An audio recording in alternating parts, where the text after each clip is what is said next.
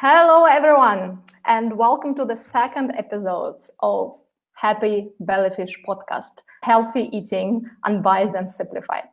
So as part of our podcast, of our show, we actually bring you amazing food and nutrition experts from all around the world, including nutritionists, doctors, scientists, and even farmers. Today, we are going to talk about Teff. Teff is something that was recently labeled as a new superfood, but a lot of wellness and health experts, and especially in the media, you haven't heard about it probably before, because until 2015, Teff was only mostly produced in Ethiopia, and it was not allowed to export it. So then the ban was lifted, and now it's easier to find Teff worldwide. So Teff is a gluten-free grain, as they call it.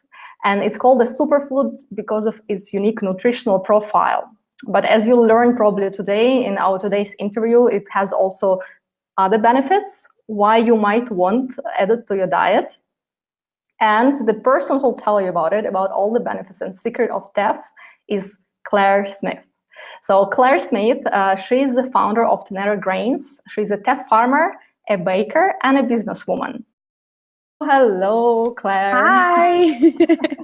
How are you doing there? You can hear us fine? I'm good. Yes, can hear everyone, or just you, very clearly.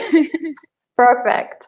So, Claire, you are coming from the family of farmers, right? I mean, your family has been farming for like a couple of 100 years already? Yes, so we've been farming in this little village of ours since 1837. So we've been here for a while. And how did you come actually to working with Teff? How did you get introduced to Teff as a grain?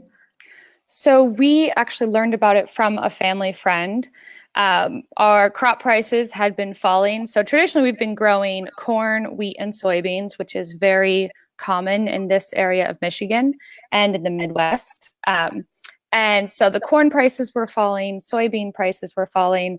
And so a family friend of ours who travels in Africa a lot suggested we try growing Teff. And so he brought us some grain or some seed, and we tried growing it in actually 2015. And it actually worked. So it was really exciting. We planted 33 acres that first year. We had no idea what we were doing. And we've learned a lot since then. But yeah, we originally learned about it from a family friend. Mm-hmm. So you yourself have never tried it before? I mean, before you... No, we had... Yeah, we had never heard of it. We were like, what in the world is that? I like first heard the word when my dad was saying, hey, you want to start this business with me? So I was like, excuse me, what's Teff? An ancient grain? Okay, yeah, like sounds good. Yeah, definitely didn't know what it was. And why? I mean, Teff, like when you tell people why they should eat Teff, like what is it? Like how do you reply to them? What is Teff? Why is it so good?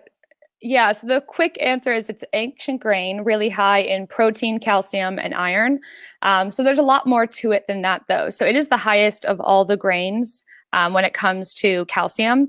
So it has the highest amount per serving, but it's also a resistant starch. So it helps lower your, quote, bad cholesterol. And a resistant starch is kind of why it's labeled a superfood. So it is a prebiotic. So what's really... there's a lot of buzz around this, but feeding the good bacteria in your gut, prebiotics help feed the bacteria and keep them healthy. So it just keeps your gut very, very happy. So there's lots of fiber and protein. So it's just a very nutrient-dense grain. And so, yeah, just because a lot of Americans, and I'm sure a lot of standard Western diet has a lot of wheat and corn and kind of just a couple of, 3 or 4 grains, you might say. So introducing a different grain is always good for nutrition, just because your body doesn't super recognize it. So it tries to get as much nutrients out of it as possible. And it's very nutrient dense. Yeah, that's always great to learn, about the new types of grains, because I think in the recent, 5-10 years, quinoa was introduced, as the number one alternative to everything. And if actually nobody really considers that it has some side effects, for example, for the people who produce it, that it's being overproduced and that the prices got inflated actually in South America for people for whom it is a traditional staple. So I think it's amazing that you actually grow teff locally, right? Yeah, and that's why Ethiopia put a ban on exporting it, is because they were afraid of what happened in South America. So they've put like a cap on how much Ethiopia can actually export, so they can keep the local prices down for, Ethiopians. So, I mean, I agree with it. I think it's great, especially because it creates more demand for us. So. Absolutely. And was it difficult to grow? Like if you compare it to other crops, was it difficult to introduce it, to a new soil and to a new world and to a new environment, basically? So it's been challenging to grow. It hasn't adapted super well to Michigan because Michigan is so wet. So Ethiopia is very dry and very hot, and Michigan is very humid and has very varied temperatures because of the Great Lakes that surround us. And so we've been able to grow it, but it has been more challenging. Weeds are always a challenge, but and there's not a lot of resources that we can turn to because not a lot of people in the States are growing teff. So it's kind of a learn as you go and make mistakes and then learn from them. So there's not really a website like how do you grow teff. There's not that out there. So we've been doing a lot of trial and error. So which is always tough, but of course you learn best that way. And my dad's getting a good handle on it. So we're slowly trying to figure it out. So this is our 4th year growing it. And so we're going into our 4th harvest, and we know so much more than we did. But it doesn't make it any less challenging when we've had the most rain this summer in decades. So that's challenging. And how, like you said yourself, that it's a very tiny community in the US itself of farmers who actually grow teff. So how did you go around introducing it to people, like to consumers, to the person who would actually buy teff from you in maybe, I mean, we'll talk about it later, about what you do with this. But how is it, like, how did you introduce it basically to people? So the original thought was to introduce it. Well, there are a lot of Ethiopians in the States, and so we thought we would sell it directly to them and to Ethiopian restaurants. So we looked at where the hubs for Ethiopians were. So there's a lot of Ethiopians in Dallas, in Minneapolis, in Washington, D.C. And so we started looking around at restaurants there and sending samples. And it was a hard market to break into. They, of course, knew what teff was and were very familiar with it, but there had been loyalties made with other companies, and those loyalties stuck. So then we moved we milled it into a flour, and so we got onto Amazon, and we're selling the flour on Amazon. And so we could reach a really broad audience and people who were already looking for kind of alternative grains and alternative flours. So we tried to kind of market it that way. So people who were buying obscure things like quinoa flour or sweet potato flour, which is a thing, would also be able to buy teff flour. So that worked for about 9 months. We were on Amazon. And then just like there were some logistical problems. So it's been, I mean, moral of the story, it's been very challenging introducing a very new grain. Of course, with my new business, it's been a lot easier, but it's tough when people are unfamiliar with it and they don't know how to cook with it. And so they're hesitant to buy it. And so when there's not a lot of recipes out there that call for it, people aren't always actively seeking it out. So it's been, again, challenging, but we're up for the challenge. Yeah, I find it really interesting how you said that you first targeted the Ethiopian commune, because I can really relate to it. I mean, we were talking just before interview that I've been teaching, cooking classes before starting Happy Bellyfish, and we were teaching a lot from like traditional Indian cuisine, for example, which has a lot of options in vegetarian, vegan, and gluten-free options that are very in, at least in Europe right now. And earlier, the Asian and Indian shops only catered for the communities which are here. And now it's broadened, like everyone goes there because people, figured out that in recipes, they can use this new exotic ingredients. I mean, they're not exotic anymore. And now also other shops are picking up and selling the same stuff. And what you're saying is right. When you know how to cook it, it's a game changer. And I'm also super excited with this trend that foods travel, and they travel in an ethical way. So, and you're a great example of that, and that they enrich our diets largely. Yeah.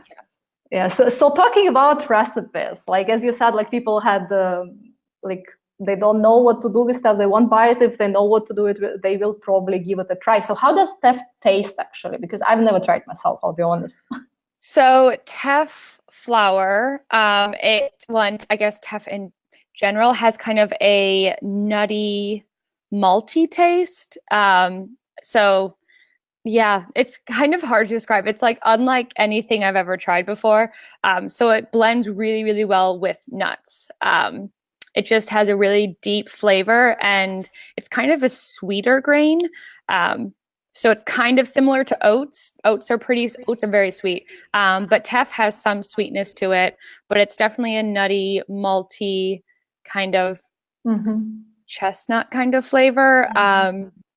Yeah, I guess that's the best way I know how to describe it. So, but it's very, very flavorful, for sure. It's not a bland grain at all. So the only food that I know that's made from Teff is, of course, the traditional Ethiopian bread. Yes, injera. I'm not sure if I'm pronouncing it correctly. Yeah, I've always pronounced it injera.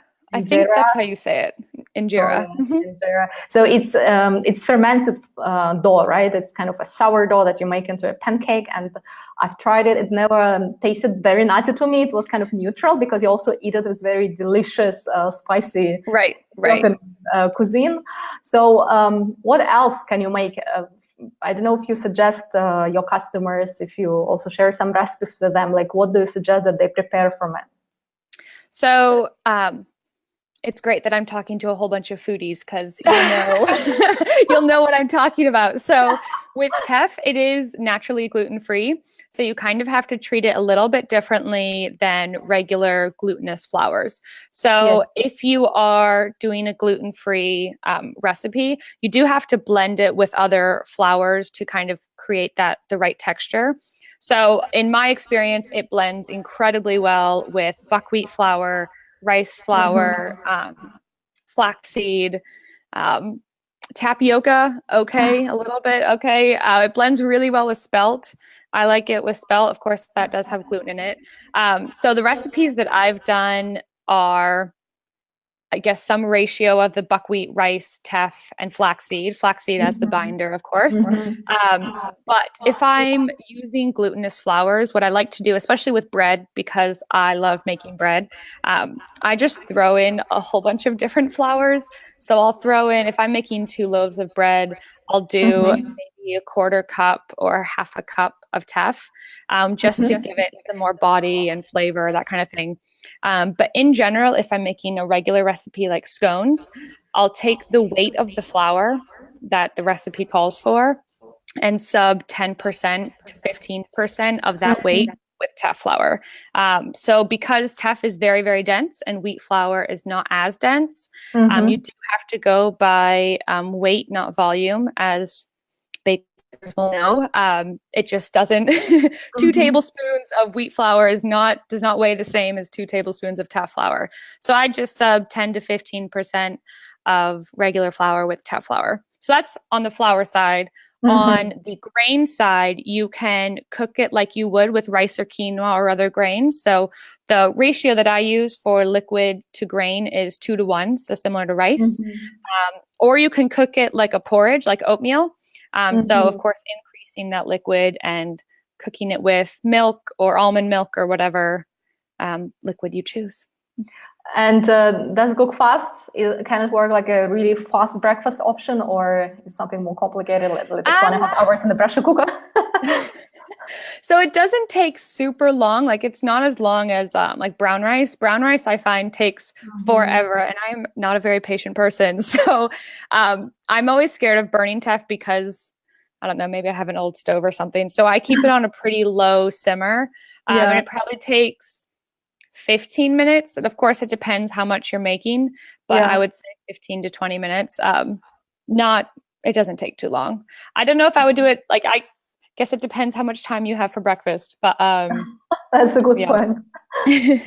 So, and it's better to use it as a sweet dish, right? You gave oatmeal as an example, oatmeal porridge.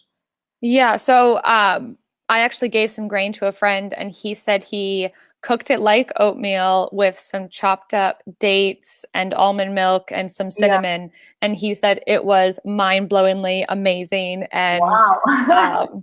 I know, I was like, ooh, I love dates. Like that sounds so good. Absolutely. So, yeah, but it's a very, very filling grain. So he would be full for the whole morning for sure. Good to know. You know, breakfast options is the biggest searched item on the internet, actually. Like, really? People are really bored of oatmeal, I think. Like, it's just oats. Nobody knows what other porridge they can cook. So Teff sounds like a great option. Yeah. So, guys, I also see that there are quite some viewers. So if you have any questions, we have a real expert right now, a real Teff expert. Okay, so if you have any questions about how to cook, what to eat, anything, you have a chance to ask them now, okay, while you're there. So Claire, talking again about the recipes and how to eat Teff, you're not just a farmer. You're also developed a unique product from Teff, correct? That is a ready-made product. Basically, you don't have to cook it, and it's a great way to consume Teff. And tell us about it. What is this? What is it? What you're making from Teff? So speaking of new breakfast items or search terms for breakfast, so I bake granola with Teff, and I call it Teffola because it's Teff granola. So there's 12 whole food plant-based ingredients in this granola because I believe in very flavorful food. So there's Teff, buckwheat, almonds, walnuts, pumpkin seeds, sunflower seeds, and it's all sweetened with maple syrup and dried cranberries. And so it's very, very flavorful, and the Teff, like the nuttiness of the Teff, just blends really well with the almonds and the walnuts. So yeah, this granola recipe, I've never seen a grain in granola, and I just like one day threw everything into a bowl, and like everything that was in my pantry, I was like, I like this thing, like let's try it in granola. And so I doused everything in coconut oil and maple syrup and kind of went from there. I liked the flavors, but I had it took a while to tweak the ratios and what worked and all that kind of thing. So yeah, I make granola now. So it's really, really exciting. And I really wanted to bring Teff to people in a way that was ready to eat because people aren't familiar with how to cook with it. So I wanted to kind of hand them something and say, hey, this is Teff. It's really good. You should try it. This is granola. You like granola. You know what granola is. Try Teff in it. And people were open to it, right? Mostly. Yes, people love it. It's been doing really, really well. So I've gotten amazing response from it. I'm in a couple grocery stores now, and people are, really liking it. Great. Fantastic. And also that all the other ingredients that you mentioned, it seems like a proper, energy booster. Yeah. There's buckwheat in there. I mean, just like everything. I love buckwheat. I love buckwheat and Teff. I just think they're like the most interesting ingredients. I think they're so cool. I totally agree with you. But actually, when you talk about buckwheat, because I'm originally from Russia, and buckwheat is a staple for us. Yeah. In old times when people used to travel, they always brought a suitcase full of buckwheat because it was not known outside of the country. Yeah. It's fairly new, it's a new recognized superfood that now you can find it in all health stores. But in those times, it was different. And I still find people who aren't super familiar with it. And so at farmers markets and demos, I have a little jar of teff and buckwheat and a couple of the other ingredients. And people are always pointing to the buckwheat and saying, oh, is this the teff? And I'm like, no, that's actually buckwheat. But I think buckwheat is just the groat is just so beautiful. It's in like this pyramid shape and I love it. But then I point to the jar of teff and I'm like, this is teff. It looks like sand. It's tiny. It's very, very small, but yeah, it's fun introducing people to a new grain, and in the case of buckwheat, I believe it's a seed. So it's been fun. It's been really fun. Yeah, so teff is also labeled as the smallest grain in the world, I think, right? Because it's like tiny. So it's a little bit smaller than a poppy seed. So if you're familiar with amaranth, that is the next smallest grain. And I believe millet is after that. But teff is just tiny. It kind of has the characteristics of water. So when you're holding it, any hole it will find and run out like water. So if there's a bag of it and there's a tiny hole, your bag of teff is gone. It just slips right out. It's a good word of warning. Absolutely. Yes. And teff, like we already said, that it's a gluten-free option, but is it something, and also maybe your granola in particular you make from teff, is it something that is suitable for all type of diets? I don't know, Paleo, Keto, and so on. So teff is naturally gluten-free. My granola is made from all gluten-free ingredients. The oats, of course, are processed in a facility that also processes wheat. So going back to teff, it isn't suitable for the keto diet or ketogenic diet, or I believe the paleo diet, because it is a grain and it is a carbohydrate. It's a complex carbohydrate, but it's still a carbohydrate. It does fit the FODMAP. Is that how you say that? The FODMAP diet. And it is naturally gluten-free. So fits those diets. Yes, it sounds, I'm just so excited now about teff talking to you, I'm gonna go and try it today. I'm gonna get it and try it. But for that, I need the recipe.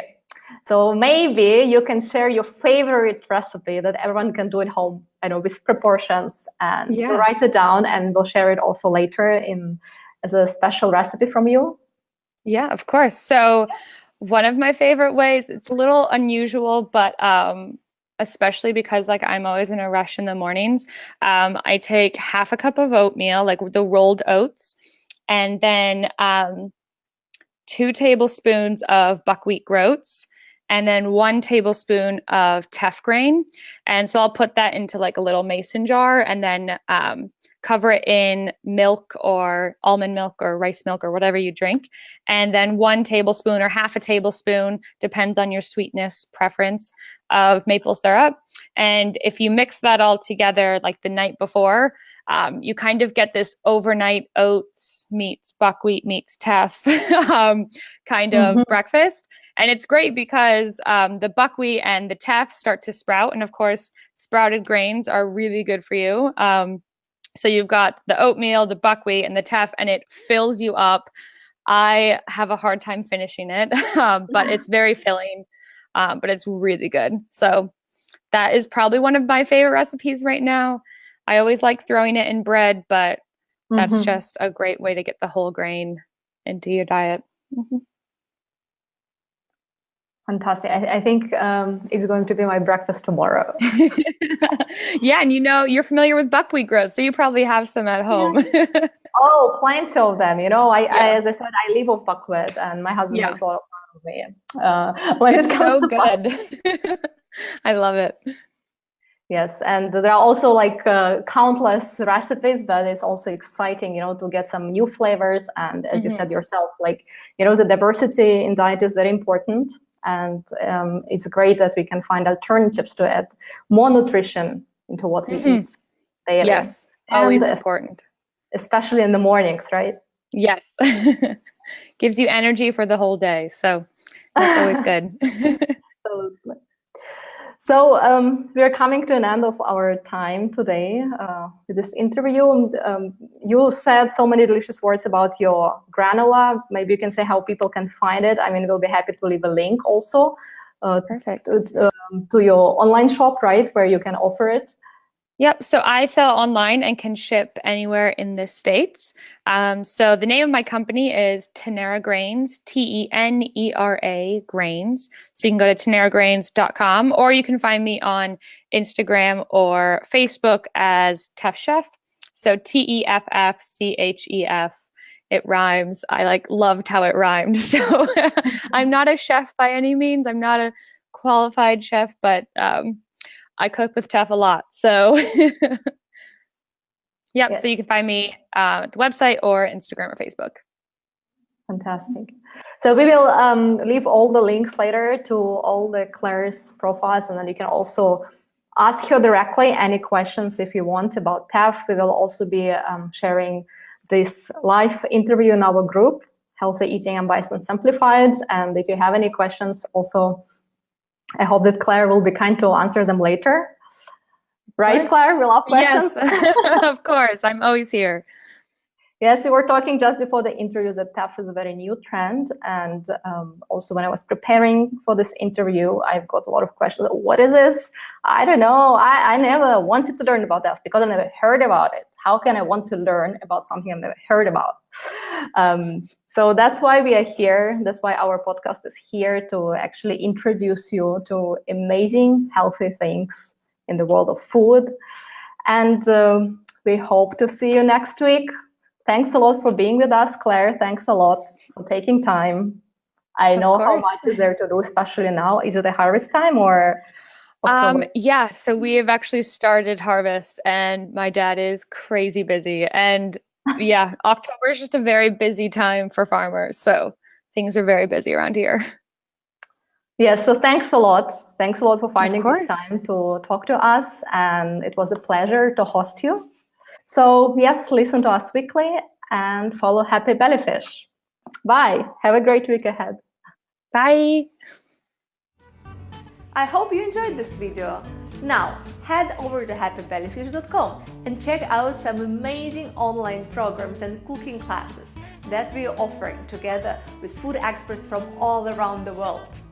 Eat healthy, keep your belly and taste buds happy.